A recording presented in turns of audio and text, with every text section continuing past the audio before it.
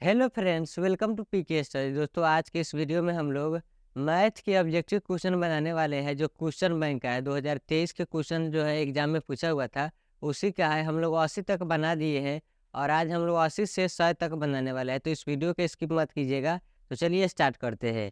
81 number प्रश्न है, यदि पी एक्स बराबर 3x² plus x square 3x, अच्छा यहाँ पर क्यू होना चाहिए ना, 3x³ plus x square plus 2x plus 5 q x is equal to x square plus 2x plus 1 से भाग दिया जाए तो भागफल का घात क्या होगा।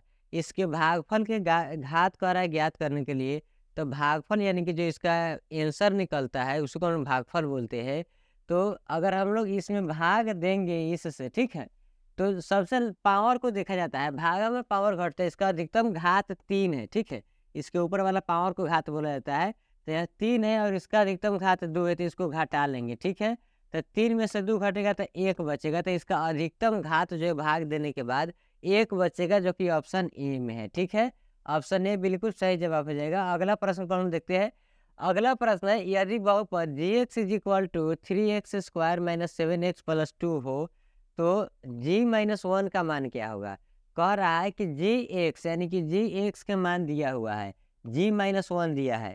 अब यहाँ पर हम लोग यह देखेंगे कि एक्स के मान दिया हुआ है, एक्स बराबर कितना दिया हुआ है, -1 दिया हुआ है, ठीक है।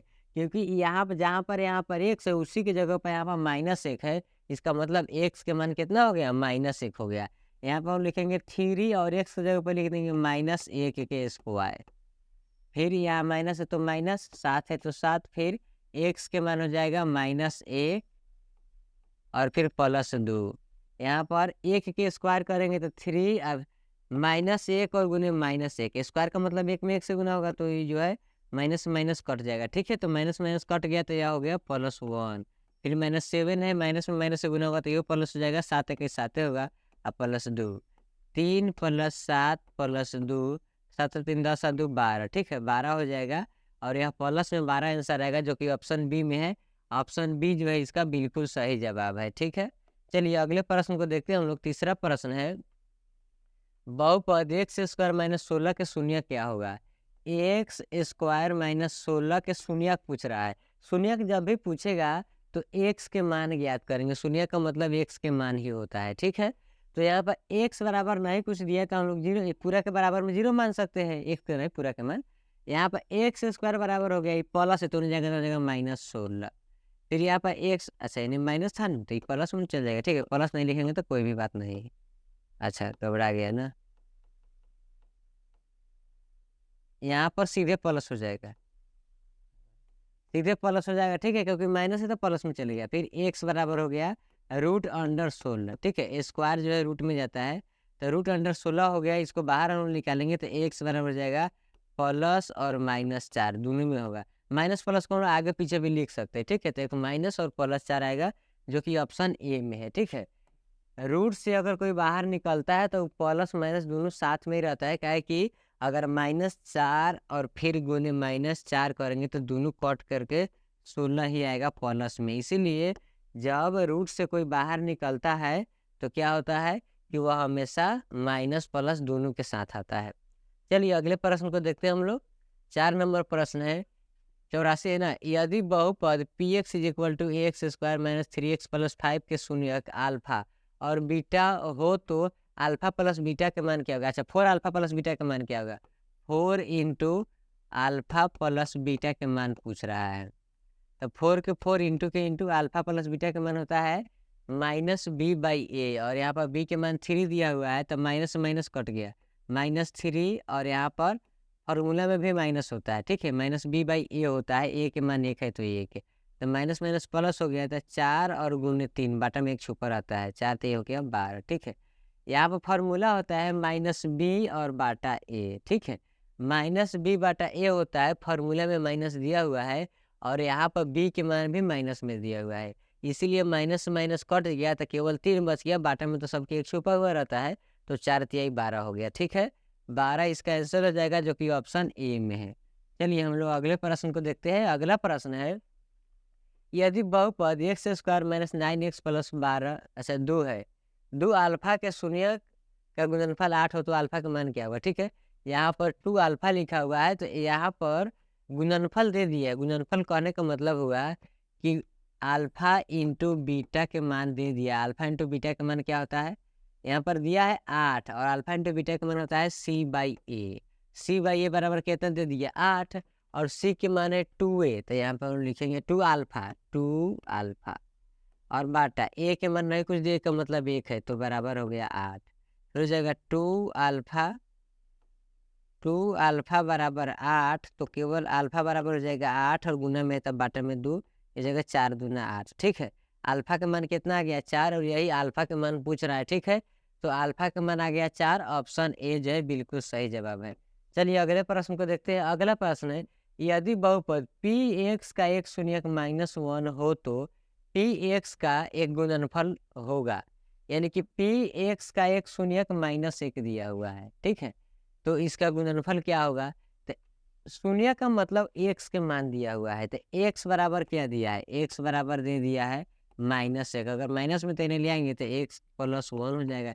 बराबर के ऊपर माइनस में था, ये पर आ गया तो प्लस में हो जाएगा, जो कि ऑप्शन बी में है। ऑप्शन बी जो है इसका बिल्कुल सही जवाब है, ठीक है। तो चलिए अगले प्रश्न को देखते हैं हम लोग। अगला प्रश्न है, निम्नलिखित में से किस द्विघात बहुपद के शून्यकों का योग -3 एवं गुणनफल 2 है। यहाँ पर अल्फा प्लस बीटा के मान दे दिया है -3 और अल्फा इंटू बीटा के मान दे दिया है 2।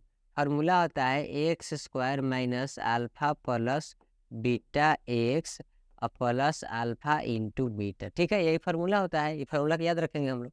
और यहाँ पर x² हो जाएगा, x² हो जाएगा माइनस अल्फा प्लस बीटा का मान -3 है तो यहाँ पर -3 हो गया। फिर यहाँ पर x है तो x रहेगा और प्लस अल्फा इंटू बीटा का मान 2, माइनस माइनस कट गया तो प्लस हो जाएगा x² प्लस 3x और प्लस 2, ठीक है। सब प्लस में x² प्लस 3x प्लस 2 सब प्लस में है, तो यहाँ पर x² plus 3x plus 2 option A है, ठीक है। ये जो है बिल्कुल सही जवाब है। चलिए अगले प्रश्न को देखते हैं हम लोग। अगला प्रश्न है, यदि अल्फा बीटा गामा त्रिघात बहुपद ax² plus bx plus cx plus D बराबर 0 के शून्यक हो तो अल्फा प्लस अच्छा अल्फा बीटा और गामा का मान क्या होगा, यहाँ नहीं कुछ होता है, इंटू है, alpha into beta into gamma का मान क्या होगा। Alpha into beta into gamma के मान जो होता है -d/a होता है, ठीक है। -d/a होता है और इसमें c में दिया हुआ है -d/a, ठीक है। तो c जो है इसका बिल्कुल सही जवाब हो जाएगा। चलिए हम लोग अगले प्रश्न को देखते हैं। अगला प्रश्न है, x² माइनस 9 अच्छा y² माइनस 3y प्लस 1, फिर इसके आगे है y की पावर 5 माइनस 4y3, यहाँ पर माइनस या प्लस कुछ होगा, कुछ लिख दिए, y² और प्लस 3y का घात होगा, ठीक है। यहाँ पर तो होगा, यहाँ माइनस प्लस से कोई भी प्रॉब्लम नहीं है, माइनस चाहे प्लस हो। जब भी इस प्रकार से घात पूछेगा और गुना में है तो जो अधिकतम घात है तो गुना में पावर बढ़ जाता है, जुड़ जाता है, मतलब कि जोड़ देंगे। जब हम लोग इससे इसमें गुना करेंगे तो इसका पावर जुटेगा, तो इसका अधिकतम घात 2 है और इसका अधिकतम घात 5 है, तो 2 में 5 जोड़ देंगे तो 5 और प्लस 2 बराबर 7 हो जाएगा। गुना में घात जुड़ता है, ऐसे हम लोग इसमें गुना करेंगे तो इसका y की पावर 7 हो जाएगा, तो सबसे ज़्यादा जो है पावर 7 होगा, इसीलिए इसका अधिकतम घात कितना हो जाएगा 7 हो जाएगा, ठीक है। घात जब भी पूछेगा तो अधिकतम घात ही बताना है। जब भी यहाँ पर दिया हुआ है y² और फिर गुने y के पावर 5, ऐसे तो सब में सबसे गुना होगा, इस सब से इस सब में टोटल में गुना होगा, लेकिन जो अधिकतम घात होगा इससे इसमें होगा, क्योंकि इसका अधिकतम घात इसका अधिकतम घात में हम लोग गुना कर देंगे तो यहाँ पर हो जाएगा y के पावर 7, इसीलिए इसका घात का मतलब पावर होता है, तो घात जो है 7 हो जाएगा, ऑप्शन बी। अगला प्रश्न को देखते हैं हम लोग। अगला प्रश्न है, यदि 3x माइनस 2y बराबर 12 एवं 4x माइनस 5y बराबर 16 हो तो इसमें x और y के मान ज्ञात करना है। यहाँ पर दिया हुआ है 3x माइनस 2y बराबर 12 दिया है, यहाँ पर 4x माइनस 5y बराबर 16 दिया हुआ है। इसको हम लोग बहुत सारा तरीके से बना सकते हैं, लेकिन हम लोग किसी अंदाजे कोई तरीका बनाते हैं तो किसी भी तरीके से हम लोग बना सकते हैं, बहुत सारा तरीका है। तो इसको हम समीकरण एक मानेंगे, 3x माइनस 2y बराबर 12, ऑब्जेक्टिव क्वेश्चन है, ठीक है। और यहाँ पर 4x माइनस 5y बराबर 16, हम लोग क्या करते हैं कि यहाँ पर समीकरण 1 में, ठीक है, समीकरण 1 में 5 से और समीकरण 2 में, यहाँ पर समीकरण भी लिखेंगे, शॉर्टकट में लिख दे, समीकरण 2 में 2 से गुना करके घटाने पर, यहाँ पर लिख दे, ठीक है। इसमें हम लोग 5 से गुना करेंगे तो ये 5 गुना 10 हो जाएगा, और इसमें हम लोग 2 से गुना करेंगे तो ये 5 गुना 10 हो जाएगा, और दोनों में y के मान जब कट जाएगा तो x के मान ज्ञात हो जाएगा, ठीक है। इसीलिए हम लोग इसमें 5 से और इसमें 2 से गुना कर रहे हैं। तब 5 से गुना करेंगे तो 5 हो जाएगा 15, तो 15x माइनस 5 गुना 10 y बराबर 12 5 हो गया 60, और इसमें 2 से गुना करेंगे 4 दूना 8 x माइनस 5 दूना 10 y बराबर 16 दूना 32, और हम लोग समीकरण 2 को घटाने वाले हैं तो यहाँ पर माइनस हो जाएगा, प्लस नहीं कुछ होता तो प्लस है तो माइनस हो जाएगा, और यहाँ पर माइनस है तो प्लस हो जाएगा, और यहाँ पर माइनस हो जाएगा। ये कट गया, दोनों बराबर है तो यहाँ पर 15 में से 8 गया तो 7x बराबर 60 में से 32 गया तो हो गया 28, x बराबर हो गया 28, और गुना में था बाटा में 7, तो 7 चौका के 28, x के मान 4 आ गया। जब x के मान ज्ञात हो गया तो हम लोग x के मान इस किसी भी समीकरण में रख देंगे तो हम लोग को y के मान भी ज्ञात हो जाएगा। तो समीकरण 1 में हम लोग x के मान रख दे रहे हैं, ठीक है। समीकरण 1 में x के मान रखेंगे तो 3x के मान है 4, तो यहाँ पर 3 into 4 minus 2y is equal to 12, 4 3 12, 12 minus 2y बराबर हो जाएगा 12। इन्हें खातिर ये प्लस में तो माइनस में चल जाएगा, तो माइनस 2y बराबर हो गया 12, तो y बराबर हो गया 12। अच्छा, ये माइनस में आया है तो ये माइनस माइनस कथी हो गया, यहाँ पर 0 आ जाएगा ना, 12 में से 12 गया तो 0, और यहाँ पर 2y बाटा में हम लोग भेज दिए -2, तो यहाँ पर 0 ही हो जाएगा, ठीक है। तो यहाँ पर y के मान 0 आया है और x के मान 4 आया है, जो कि ऑप्शन ए में है, ठीक है। ऑप्शन ए जो है इसका बिल्कुल सही जवाब है, ठीक है। तो चलिए अगले प्रश्न को देखते हैं। अगला प्रश्न है, यदि किसी पहिए की त्रिज्या 35/44 मीटर हो तो 2 चक्कर में तय की गई दूरी, तो एक पहिया है, पहिया का मतलब इसका चक्का होगा, ठीक है। यह 2 चक्कर लगाएगा तो कितना दूरी तय करेगा, यही ज्ञात करना है। तो इसका जो है परिधि होता है 2πr, ठीक है। 2πr परिधि होता है, और इसमें हम लोग 2 से और भी गुना करने वाले हैं, काहे कि 2 चक्कर लगा रहा है तो हम लोग बाद में भी 2 से गुना कर सकते हैं या फिर पहले भी। तो 2π के मान हो जाएगा 22/7, और r के मान कितना दिया हुआ है 35/44, ठीक है। तो हम लोग 2 से फिर से गुना कर देंगे क्योंकि 2 चक्कर में कह रहा है, तो यहाँ पर जो है 7 5 के हो गया 35, 5 हो गया, और फिर 22 दूना के 44, 22 हो गया, और 22 से 22 कट गया, 5 दूना 10 आ गया, ठीक है। 10 आ गया, जो कि ऑप्शन ए में है। ऑप्शन ए जो है इसका बिल्कुल सही जवाब हो जाएगा, ठीक है। चलिए अगले प्रश्न को देखते हैं हम लोग। अगला प्रश्न है, यदि केंद्र O और त्रिज्या R वृत्त में त्रिभुज AOB बराबर थीटा, तो चाप AB की लंबाई क्या होगी। इसमें चाप की लंबाई पूछ रहा है, यानी कि परिधि जो है ना, उसी परिधि में कुछ जैसे कि इस प्रकार से एक वृत्त होता है, और जैसे कि यहाँ से एक हम लोग चाप मान लिए, तो यहाँ से जो परिधि है इसी का मान ज्ञात करने के लिए पूछ रहा है। तो ठीक है, तो इसका परिधि होता है 2πr, लेकिन इसमें हम लोग क्या ज्ञात करेंगे, थीटा का मान दे दिया हुआ है। कहने का मतलब कि इस प्रकार से इसका मान अगर ज्ञात करना है, आधा का मान ज्ञात करना है, तो हम लोग लिखेंगे थीटा बाटा 360, टोटल 360 होता है, और पाई आर 2πr, ठीक है, 2πr। तो इस प्रकार से हम लोग लिख देंगे। तो अगर हम लोग इसको कटाएंगे तो ये कट जाएगा, 180 हो गया, तो यहाँ पर हो जाएगा पाई आर, और थीटा भी हो गया बाटा 180 भी हो गया, ठीक है। तो पाई आर थीटा बाटा 180, पाई आर थीटा बाटा 180 जो होगा वही सही हो जाएगा। ऑप्शन सी में दिया हुआ है, ठीक है, पाई आर थीटा बाटा 180। चलिए अगले प्रश्न को हम देखते हैं। अगला प्रश्न है, एक 8 सेंटीमीटर त्रिज्या के ठोस गोले से 1 सेंटीमीटर त्रिज्या के कितने ठोस गोले बनाए जा सकते हैं। इसमें कह रहा है कि 8 सेंटीमीटर त्रिज्या के एक ठोस गोला है, ठीक है, एक ठोस गोला है,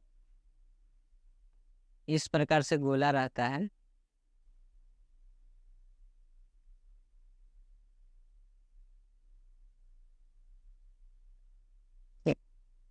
तो सबसे पहले इसमें गोला जो दिया है इसका कितना इस प्रकार से हम लोग बना सकते हैं। तो सबसे पहले एक गोला का हम लोग आयतन लिखते हैं, ठीक है। गोला के आयतन होता है 4/3 पाई आर क्यू होता है, ठीक है। 4/3 पाई आर क्यू होता है।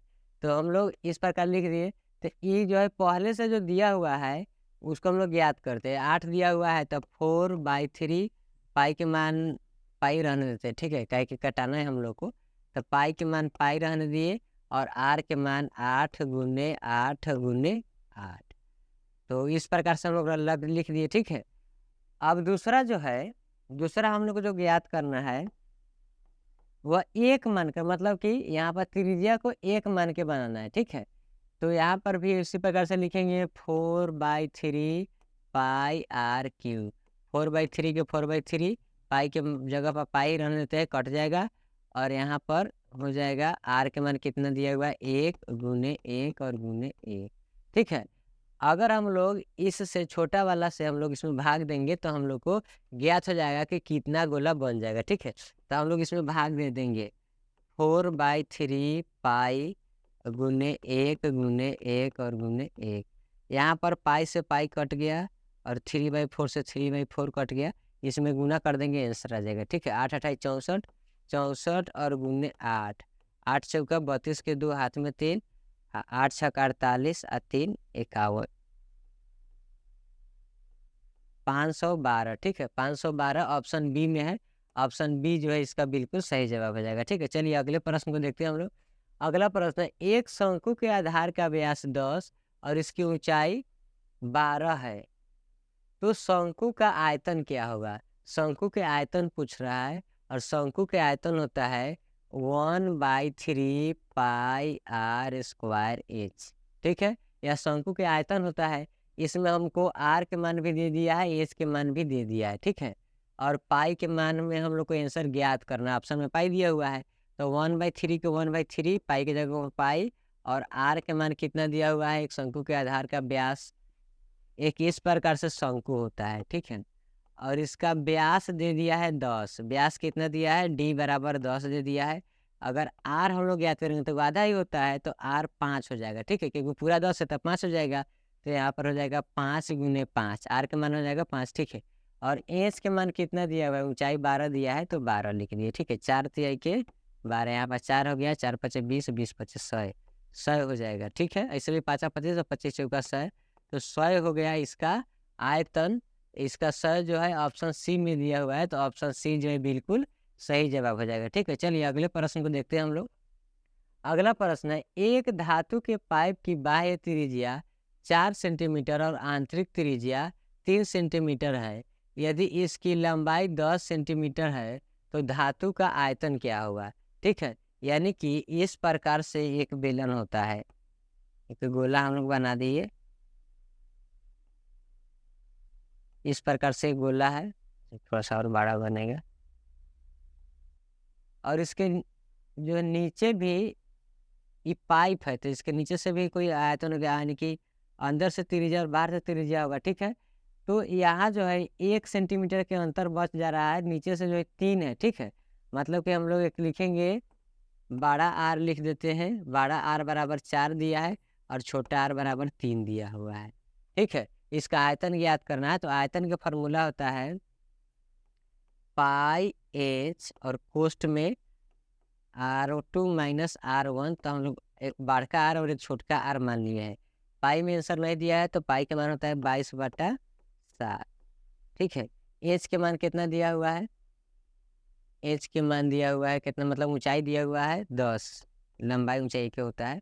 और R2 के मान है 4, इसका स्क्वायर कर देंगे, ऐसा स्क्वायर ना लिखे थे, स्क्वायर कर देंगे और माइनस फिर इसका स्क्वायर कर देंगे, कितना 3 के स्क्वायर कर देंगे, ठीक है। यहाँ पर हो जाएगा 22/7 और ×10 और फिर गुने 4 चौका 16, 3 3 और 16 में से 9 गया तो 7, ठीक है। 7 से 7 कट गया, 22 में 10 से गुना करेंगे तो 210 हो जाएगा। अच्छा 210 हो जाएगा, हम 2210 लिखते, ठीक है। 220 में हो जाएगा, कोई जीरो बढ़ जाएगा, ठीक है। 220 हो जाएगा, जो कि ऑप्शन बी में है, ठीक है। ऑप्शन बी जो है इसका बिल्कुल सही जवाब हो जाएगा। चलिए अगले प्रश्न को देखते हैं। एक शंकु और बेलन के आधार के क्षेत्रफल समान है और उसके वक्र पृष्ठ के क्षेत्रफल भी समान है। यदि बेलन की ऊंचाई 2 मीटर हो तो शंकु की तिर्यक ऊंचाई क्या होगी? इसमें शंकु की तिर्यक ऊंचाई ज्ञात करना है। बेलन इस प्रकार से होता है, ठीक है, और शंकु इस प्रकार से होता है। तो शंकु के तिर्यक ऊंचाई यानी कि इसको एल सूचित करते हैं, इस प्रकार होता है। यह एच है, एच के मान 2 दे दिया है। और यहाँ पर शंकु और बेलन दोनों के जो है आधार के क्षेत्रफल बराबर है, मतलब नीचे जो गोला दिया हुआ है इसको हम वृत्त बोलते हैं, वृत्त के क्षेत्रफल दोनों में बराबर है। यहाँ पर हम लोग R1 मानते हैं, यहाँ पर R1 मानते हैं, तो इसमें हम लोग R2 मानेंगे, ठीक है। तो दोनों के जो है वृत्त के क्षेत्रफल बराबर है, तो हो जाएगा पाई आर स्क्वायर, 1 के स्क्वायर यानी हो जाएगा पाई R2 के स्क्वायर। इसे काहे लिखे हैं, दोनों बराबर काहे होगा?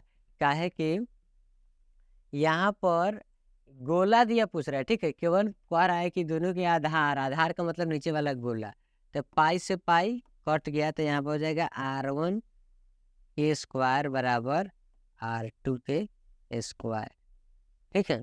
तो दोनों जो है R1 के स्क्वायर बराबर R2 के स्क्वायर, तो स्क्वायर से स्क्वायर भी कट जाएगा। अगर हम लोग स्क्वायर को उधर भेजेंगे तो R1 बराबर हो जाएगा रूट अंडर R2 के स्क्वायर, तो इस कट जाता है, ठीक है। तो R1 बराबर हो गया R2, ठीक है। R1 और R2 के मान क्या हो गया?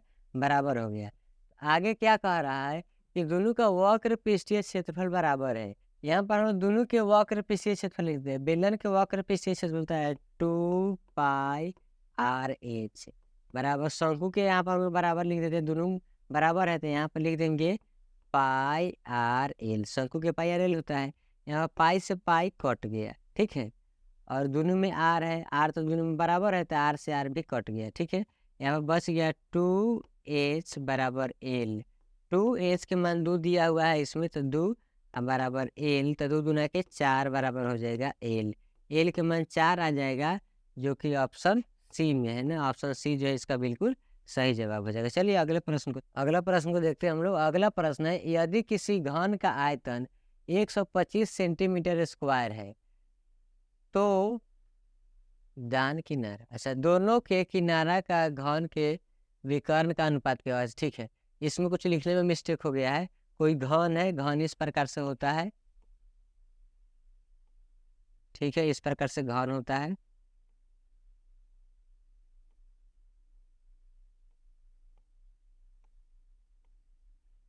इस प्रकार से कोई घन है, ठीक है। और घन के जो किनारा मतलब कि ए का मान और इसके विकर्ण के मान, ठीक है, इस प्रकार से हम लोग विकर्ण मानते हैं।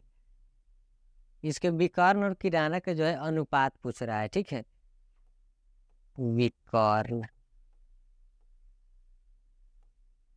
अब हम लोग क्या करते हैं, इसका किनारा ज्ञात करेंगे और किनारा से हम लोग विकर्ण भी ज्ञात कर लेंगे, ठीक है। इसके किनारा कैसे, इसका फॉर्मूला होता है आयतन, घन के आयतन, घन के आयतन बराबर होता है, इसमें दिया कितना है 125, तो 125 लिख दिए, 1 2 5। और आयतन होता है कथी है ए क्यू बराबर 125, ए बराबर हो जाएगा रूट अंडर 125, घन के रूप में रहता है। इसमें 3 को जोड़ा लगा के वो बाहर निकल देते, ए बराबर हो गया 5 गुने 5 गुने 5, ठीक है। यहाँ पर 3 है तो 3 गो रहेगा तो एगो बाहर निकलेगा, तो एगो 5 बाहर निकल गया, ए बराबर 5 आ गया। कितना आ गया 5, ए के मन 5 बराबर।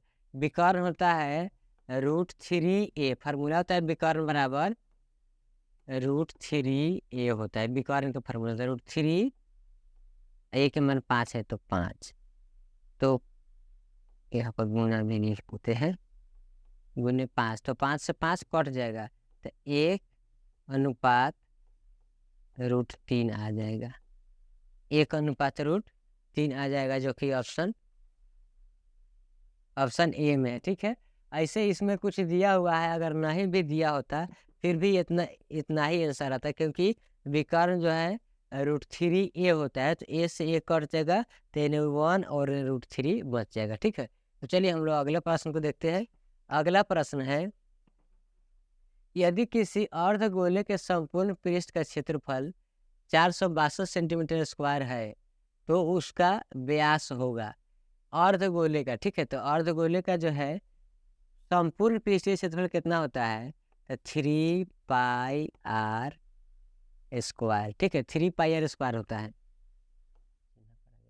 3 पाई स्क्वायर बराबर यहाँ पर 462 दिया हुआ है, यहाँ हम लिखेंगे 3 पाई के मान 22/7 r² के r² बराबर हो गया 4×6=2।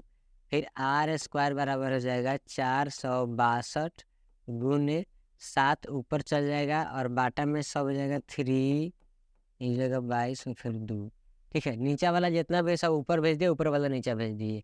अब इसको कटा देते हैं। ठीक है, 11 के पार से कट जाएगा, 11 दूना 22, 11 के पार कट जाएगा, 11 चौके 44 बच गया 2, 11 दूना के 22 42 हो गया। ये 14 थी, यही 42 होता है, 14 थी 42 ना, तो 14 आ गया। फिर 7 दूना कट गया, 7 आ गया। यहाँ पर r² बराबर हो गया 7 गुने 7।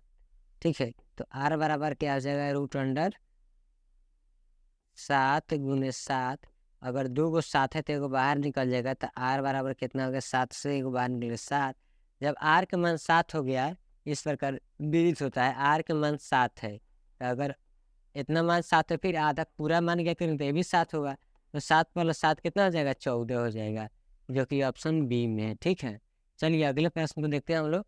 अगला प्रश्न है, 2 बेलन की त्रिज्याओं का अनुपात 2:3 है एवं उनकी ऊंचाइयों का अनुपात 5:3 हो तो उनके आयतनों का अनुपात क्या होगा। बस इतना है। ठीक है, बेलन के त्रिज्याओं का अनुपात दे दिया है। इसमें जब हम लोग ज्ञात करते हैं इसका आयतन, इसमें होता है स्क्वायर और इंच रहता है। ठीक है, पाई r² इंच होता है, तो यहाँ पर r का मान कितना है, 2, तो 2 के स्क्वायर कर दिए। ठीक है, अच्छा यहाँ पर फिर कितना है, 3, तो 3 पे स्क्वायर कर दिए। और इधर है, इतने स्क्वायर नहीं होता है, इसको हम लिख दिए गुने 5, और फिर यहाँ पर इसको लिख दिए गुने 3। यहाँ पर हो जाएगा 4, 4 गुने 5, अनुपात में हम लिख देंगे 3×3 9 गुने 3, 5 का 20, और यहाँ पर हो जाएगा 27, 20:27। ठीक है, जो कि ऑप्शन बी में, ऑप्शन बी जो है बिल्कुल सही जवाब हो जाएगा। चलिए अगले प्रश्न को देखते हैं। अगला प्रश्न है, यदि किसी गोले की त्रिज्या 3 गुनी हो जाती है तो इसका आयतन क्या होगा। यह लास्ट प्रश्न है, और किसी गोले की त्रिज्या 3 गुनी हो जाता है तो उसका आयतन क्या होगा। आयतन जैसे कि मान लीजिए कि कोई गोला है, अगर वहाँ पर आर दिया हुआ है, तो आयतन में नहीं, इसी आर को हम लोग क्यू करते हैं, 3 करते हैं। ठीक है, इसीलिए इसका मान दिया हुआ है 3, तो 3 क्या कर देंगे, क्यू। क्या कर देंगे, 3 का क्यू कर देंगे, तो हो जाएगा कितना, 3 3 9 3 27 हो जाएगा। ठीक है, जो कि ऑप्शन डी में है। ऑप्शन डी जो है बिल्कुल सही जवाब है। ठीक है, तो आज हम लोग इतना ही देखे थे। इसके अगले वीडियो में हम लोग सेकेंड पाली को देखने वाले हैं। ठीक है, तो आज के लिए इतना ही, मिलते हैं अगले वीडियो में, तब तक के लिए जय हिंद।